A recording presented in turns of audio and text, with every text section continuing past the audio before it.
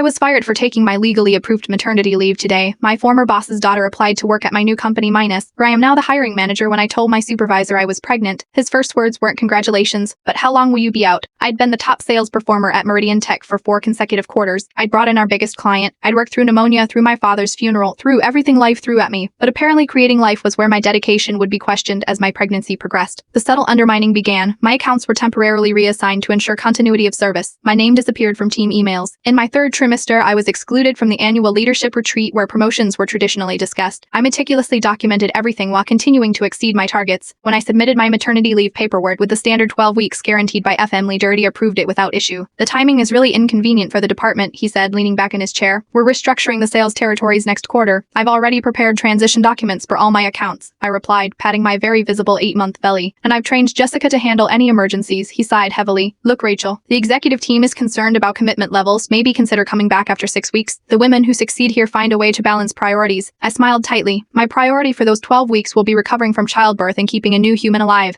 I'll be back at full capacity after my legally protected leave. 2 days before my scheduled leave began, I was called to ARJR. We're eliminating your position due to departmental restructuring, the APR director said. Not meeting my eyes, your final paycheck and 2 weeks severance will be processed today. The restructuring somehow only eliminated one position, minus mine. I filed a complaint with the EEOC that same day. While on what would have been my maternity leave between nursing sessions and diaper changes, I networked. A former client was appalled by my story and connected me with their sister company. By the time my daughter was 8 weeks old, I had a new job offer with higher pay, remote flexibility, and a clear path to leadership. Within a year, I was promoted to director of Saleslancer with hiring authority for my department. The discrimination case against Meridian settled quietly, minus not life-changing money, but enough for my daughter's future college fund. This morning, a resume landed on my desk for a new sales associate position. The name immediately caught my attention. Sophia Winters, my former supervisor's daughter fresh out of college. Her resume noted her father's company, minus my former employer, minus where she had interned for 2 summers. The reference section listed him prominently. Michael Winters, Prima Salise, Meridian Tech. The irony wasn't lost on me. The man who decided I couldn't balance motherhood and career now needed me to give his daughter her first real opportunity. I called her for an interview not out of spite or revenge, but because qualified candidates deserve fair consideration, minus the fairness I wasn't shown. Tomorrow when Sophia walks in, she won't know our connection. She won't know how her father shaped my career by trying to end it. She'll simply meet a director who evaluates her solely on her qualifications and potential,